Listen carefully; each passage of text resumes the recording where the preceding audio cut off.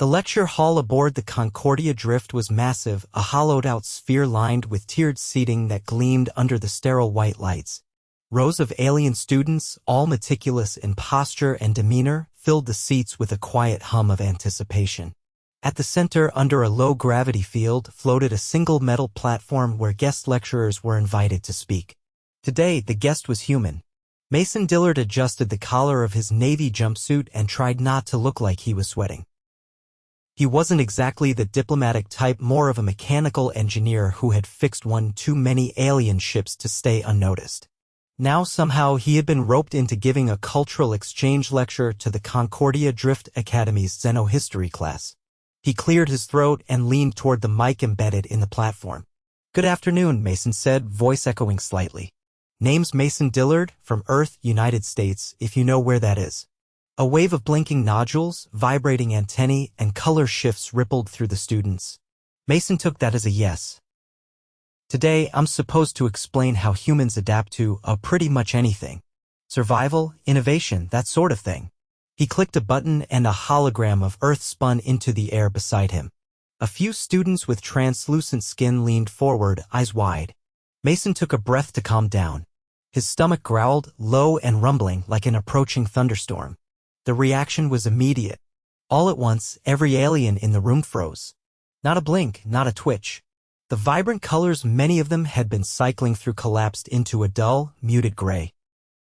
Even the ones with soft, jelly-like bodies stiffened unnaturally. Mason froze too, realizing something had gone wrong. He scanned the room, confused at the sudden paralysis, then frowned. "Relax," Mason whispered into the mic, giving an awkward wave. "That's just my stomach."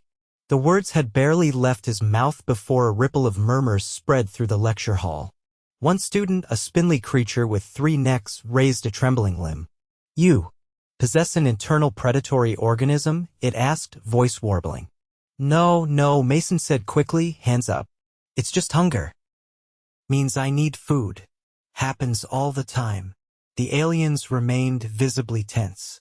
Mason realized that, for creatures who evolved without internal digestive cavities, the idea of something growling inside your body probably sounded like a horror story. The platform shifted slightly under his feet, and Mason decided to change tactics. "Look," he said. "How about I show you what humans do when we're hungry? You'll see there's nothing dangerous." He pulled a nutrition bar from his pocket, thankful he had grabbed one before leaving his quarters. Tearing the wrapper with a loud crinkle, Mason took a bite and chewed deliberately, showing the process. The students watched, rapt and horrified. After a long, awkward pause, a round-bodied alien wearing a sash of bright blue lights floated closer. "Is the organism now subdued?" it asked. Mason swallowed. "Yeah, for now." A collective exhale, or something similar, passed through the hall. "Now," Mason said, deciding to push through before anyone asked if he had other internal monsters, "let's talk about adaptability." He tapped the hologram again, and images of human exploration filled the space: Everest climbs, deep-sea dives, desert treks. "You see," Mason continued, "humans can survive in freezing cold, burning heat, crushing pressure. We invent tools, build shelters, and work together." The class slowly relaxed, fascinated despite themselves. Mason even managed to get a few nods. Just as he was gaining momentum, the building shuddered. A low, mechanical groan echoed from somewhere deep within the station, followed by a loud klaxon. Mason stumbled, catching himself on the edge of the floating platform.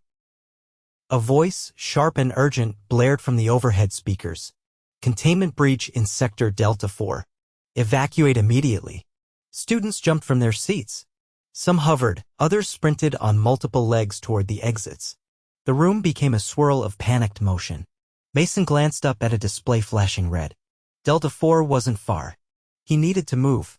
He shoved the nutrition bar in his pocket and started toward the nearest exit. A small cluster of students blocked his way, frozen again. He recognized one Zyll, the student who had asked about the internal predator. "Move!" Mason shouted, waving his arms. Zyll blinked slowly. "But the growling." Mason resisted the urge to curse. "It's not the growling you should worry about," he said. "It's whatever's coming from Delta 4. This seemed to break through. Zyll and the others finally scrambled aside, giving Mason a path. He ran, boots thudding against the smooth floor, heart pounding. Ahead, an emergency door was sliding shut. "Hold the door," Mason bellowed. Two security officers, tall and lizard-like, hesitated just long enough for Mason to dive through. He landed hard on his shoulder, grunting in pain, and rolled to his feet. The officers sealed the door behind him. Mason pressed his back against the wall, catching his breath. His stomach growled again, louder this time. The officers flinched, eyes narrowing. "Relax," Mason said through gritted teeth. "Still just hunger." One officer, green scales shimmering under the lights, leaned closer. "You should be quarantined," he hissed. "No time," Mason snapped. "What's in Delta 4? The officer hesitated, then said, "Experimental atmosphere processors. One malfunctioned. Toxic gas leak." Mason wiped sweat from his brow. "Great. What's the plan?" The officer glanced at his partner, then said, "Repair team dispatched. Evacuation ongoing. You are advised to remain stationary." Mason bristled. "You need help.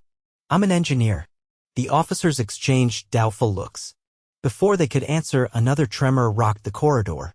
A section of the ceiling groaned ominously. Mason didn't wait. He pushed off the wall and started running again, following the emergency lights toward Delta 4. He wasn't about to sit around while half the station suffocated. As he sprinted, he passed groups of evacuees, small aliens bundled into floating pods, larger ones herded by security teams. Some pointed at him, whispering about the growling human. Mason ignored them. He reached an auxiliary access hatch. Beyond it, he could already smell a faint chemical stench. He tapped the console. The hatch refused to open. Mason cursed under his breath and pried the manual release lever. The hatch creaked open just wide enough for him to slip through. The hallway beyond was bathed in flickering emergency lights. Vapor hissed from cracked pipes and the air tasted metallic. Mason pulled a filter mask from the emergency kit on the wall and strapped it over his face. He moved carefully, keeping low. Halfway down the hall, he found the source of the breach, a ruptured processor unit spewing clouds of violet gas. A maintenance bot lay crumpled nearby, its chassis scorched. Mason grimaced. He needed to shut down the processor manually before the gas spread further. He crossed the corridor, coughing despite the mask. His stomach growled again, a deep, desperate noise. Mason slapped his gut lightly. "Not now," he muttered. He reached the control panel. It was a mess of alien symbols and unfamiliar circuits. He hesitated only a second before pulling out his multi-tool. "Adapt and overcome," Mason said grimly. Working quickly, he bypassed the ruined circuits, rerouted the power, and initiated a manual shutdown sequence. The processor whined, shuddered, then powered down. The gas flow stopped. Mason sagged against the wall, exhausted. Behind him, a soft scuttling noise made him turn. Zyll stood there, shivering. "I followed you," it said. Mason pulled off his mask, coughing hard. "You shouldn't be here," he rasped. Zyll's eyes flickered. "You saved us." Mason managed a tired grin. "Yeah, and now I need a sandwich." His stomach growled again for emphasis. Zyll flinched, then tilted its head thoughtfully. "I will prepare sustenance," it said solemnly. Mason chuckled weakly. "Make it quick, buddy," he said, "or this internal predator might get cranky." As they made their way back toward the safe zones, Mason's legs trembled from exertion, his mind already drifting toward food and maybe a long, long nap. Mason leaned against the corridor wall, breathing through the last wisps of acrid air. Zyll hovered nearby, fussing with a clunky handheld scanner it had clearly never used before. "You sure you know how to work that thing?" Mason asked, eyeing the device as it beeped erratically. Zyll lifted its narrow shoulders in what Mason guessed was a shrug. "I have observed its use during instructional modules. Application should be feasible." "Right?" Mason muttered. Glad to be your test subject. The scanner emitted a shrill screech, causing Zyll to fumble it and Mason to wince. A delicate claw jabbed the button and the noise mercifully ceased. Zyll peered at the readout, its three eyes narrowing. Your respiratory efficiency is reduced by 17.2%. Circulatory pressure elevated. Thermal regulation inconsistent. In other words, I'm winded, my blood pressure's up, and I'm sweating like crazy, Mason said. Yeah, no surprise after sprinting through a poison cloud. Zyll tilted its head. Would you prefer immediate atmospheric recalibration therapy? Unless that involves a cheeseburger, no, Mason said. He straightened, wincing as his back twinged. Let's just walk and talk. They turned down a dim auxiliary corridor, emergency lights casting long shadows. Somewhere overhead, the station's framework groaned as pressure systems struggled to stabilize. You mentioned sustenance, Zyll said, keeping pace with an awkward bob. What nutritional compounds are acceptable? Honestly, right now, anything that isn't trying to evaporate my lungs, Mason said. You got canned rations? Protein packs. We possess nutrient gels in multiple viscosities, Zyll offered, and compressed cellulose wafers. Mason wrinkled his nose. Sounds delicious. A low chime echoed through the corridor as a service drone zipped past, trailing a stream of diagnostic data. Zyll watched it go, expression unreadable. You risked exposure to toxic elements to intervene, Zyll said after a pause. Was this a strategic calculation? Mason frowned. I mean, it wasn't exactly a spreadsheet moment. People were in danger. I fixed what I could. Zyll tapped its scanner thoughtfully against its side. On Concordia, intervention in hazardous circumstances is prohibited without specific directive. Risk-to-value ratio must be confirmed. Yeah, well, Mason said, stepping over a fallen conduit. On Earth, sometimes you just do the right thing because there's not time to hold a meeting about it. Zyll considered this in silence as they approached a supply alcove. The door creaked open on sticky hinges, revealing a cramped room stacked with emergency gear. Mason ducked inside, scanning the shelves. Jackpot, he said, grabbing a silver packet labeled Nutrient Solid, Type B. He tore it open and bit into something that tasted like chalk dipped in motor oil. Better than nothing, he muttered, chewing grimly. Zyll observed him with keen interest. Human digestive systems are notably resilient. The ingestion of non-native compounds should induce rejection responses. Mason swallowed and wiped his mouth with the back of his hand. Yeah, well, I've eaten gas station sushi before. This is practically fine dining. Zyll hesitated, then pulled another packet from the shelf and offered it. Would additional intake enhance recovery? Mason took it and stuffed it into a pocket. Thanks. I'll save it for dessert. A klaxon blared somewhere in the distance, followed by a garbled announcement. Mason caught only fragments, containment stabilized, and secondary systems offline. So it's not getting worse, Mason said. That's something. Zyll's colors shifted from a dull gray to a cautious blue. The immediate threat has abated. However, educational operations are suspended until structural integrity is verified. Mason nodded. Makes sense. No point in holding classes if the ceiling might cave in. They exited the alcove and continued down the corridor, passing a group of station engineers in heavy exosuits patching a cracked bulkhead. One of them eyed Mason warily, then turned back to welding. Humans exhibit elevated tolerance for uncertainty, Zyll said, almost to itself. You proceed without complete environmental assurances.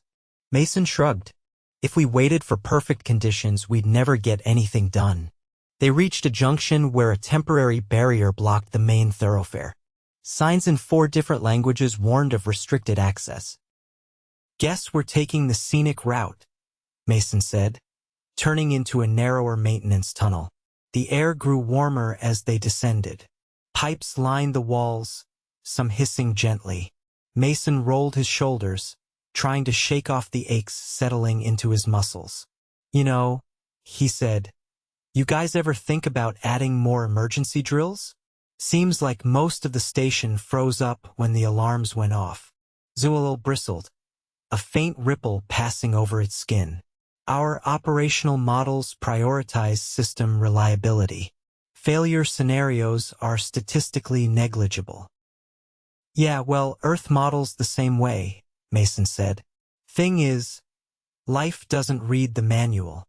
They reached a service hatch leading into a quieter section of the station. Zyll tapped a code into the access panel and the hatch slid open with a reluctant hiss. Inside, the atmosphere was calmer. A few aliens milled about, exchanging nervous glances. One, a tall being with shimmering plates instead of skin, approached them. You retrieved the human, it said to Zyll. Zyll gave a small nod. Affirmative. No critical damage sustained. Mason rolled his eyes. Nice to feel appreciated. The plated alien studied him with an intensity that made Mason itch. You are anomalous. Yeah, I get that a lot, Mason said. Thanks. Your biological systems endured exposure beyond projected thresholds. Your decision-making process disregarded standard risk assessment. This is suboptimal. Mason crossed his arms. Maybe, but everyone's still breathing. The plated alien's plates flickered in an odd pattern, like a shiver. We will update protocols to account for human variables. Glad I could be a bad example, Mason said. Zyll looked between them, then addressed Mason. You require medical remediation. Mason opened his mouth to protest but staggered slightly as a wave of dizziness hit him. He caught himself on the wall, cursing under his breath. Okay, he panted. Maybe a little remediation wouldn't hurt. Zyll gestured for him to follow. They made their way through a series of increasingly sterile corridors until they reached a small infirmary. It was brightly lit, too clean, and smelled faintly of something bitter. An avian-looking medic flapped over, its wings clipped tight to its sides. It chirped in a language Mason didn't understand.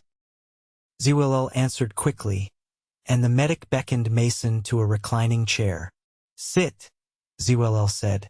Compliance is advised. Mason grumbled but obeyed. The chair molded itself around him, securing his limbs gently but firmly. The medic applied a sensor patch to Mason's temple. A stream of data scrolled across a translucent screen nearby. Elevated stress hormones, Zyll noted. Dehydration indicators. Minor pulmonary irritation. Mason closed his eyes. Feels about right.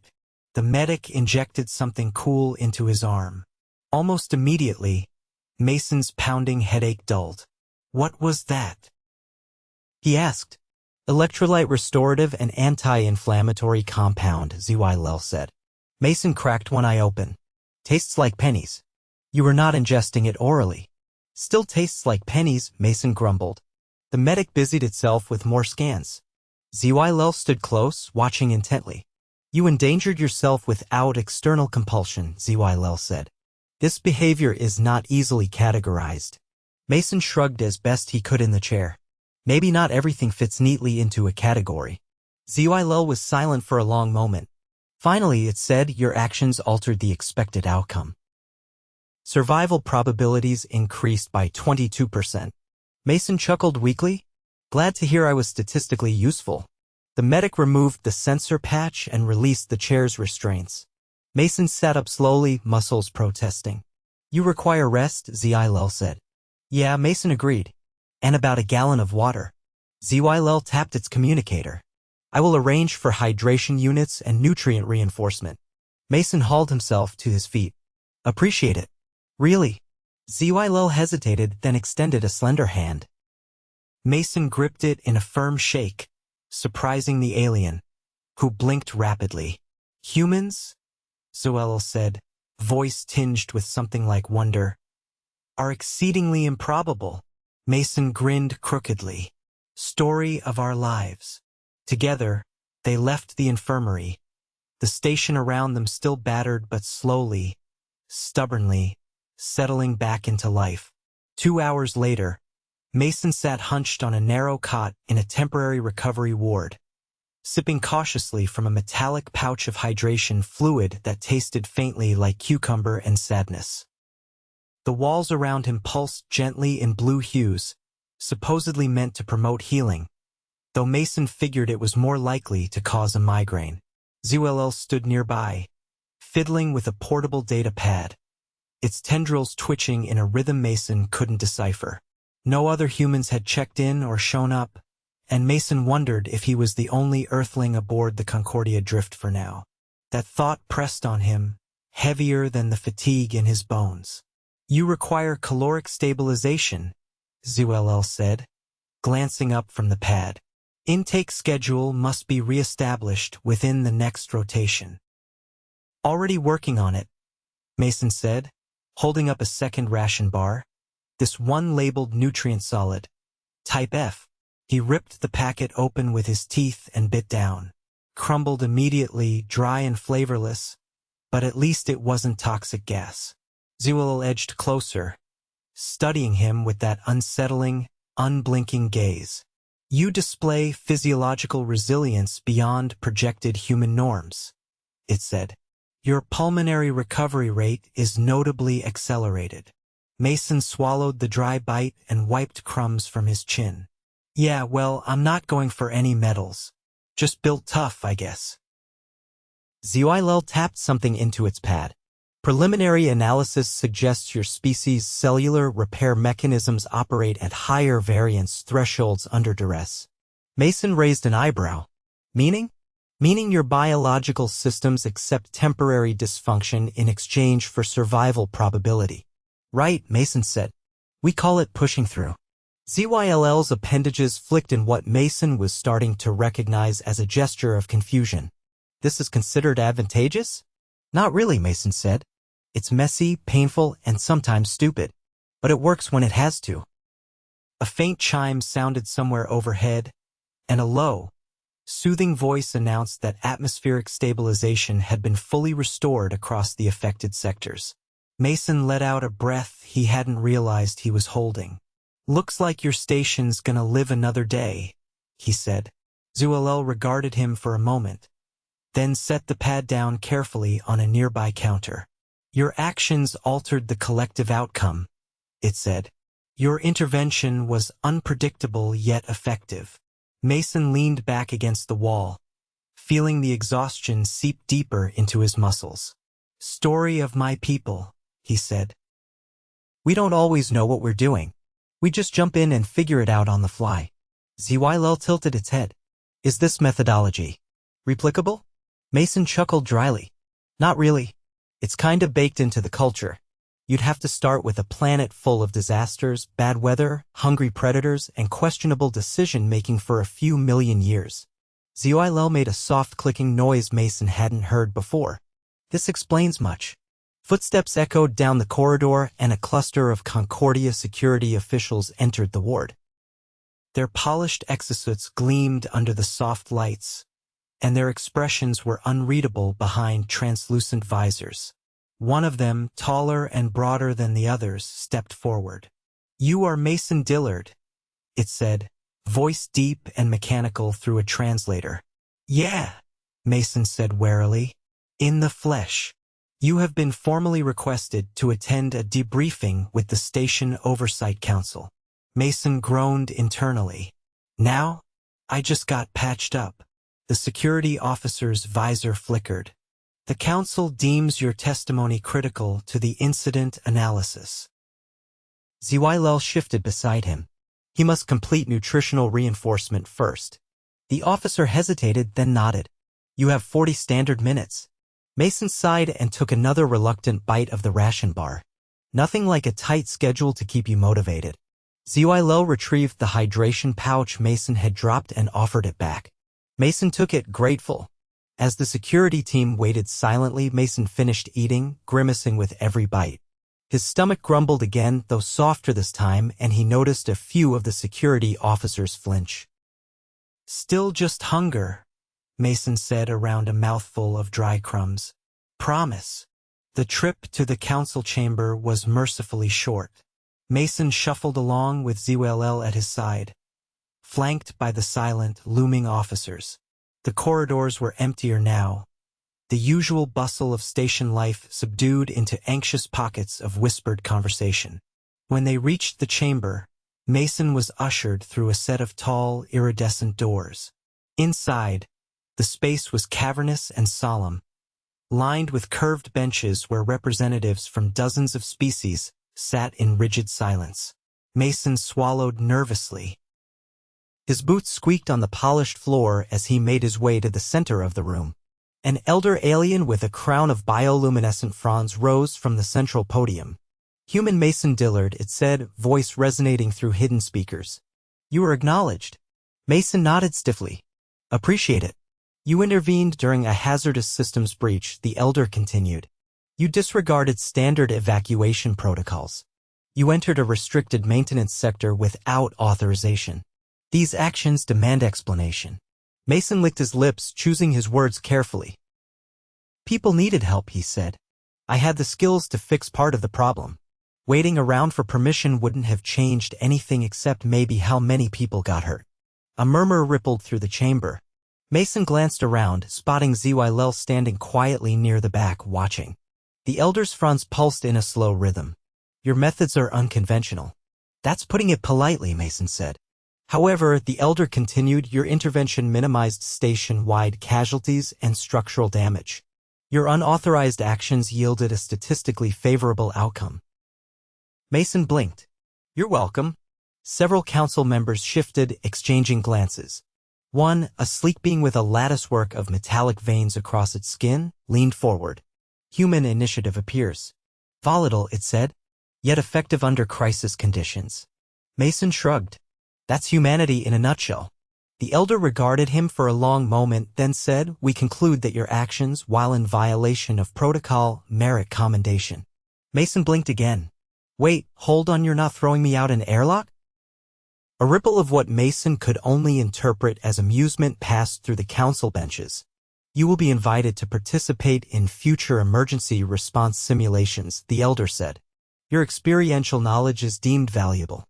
Mason grinned despite himself. "Happy to help. Maybe next time with less poison gas."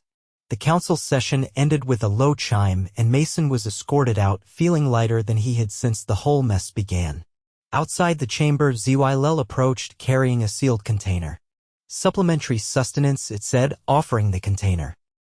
Mason took it and opened it carefully. Inside was a neatly arranged assortment of alien food items, some gelatinous, some crunchy, all unfamiliar. He picked a small, iridescent cube and popped it into his mouth. Tasted like sweet mint and lemon. "Now we're talking," Mason said, grinning. Zyll's coloration shifted to a warm, mellow gold.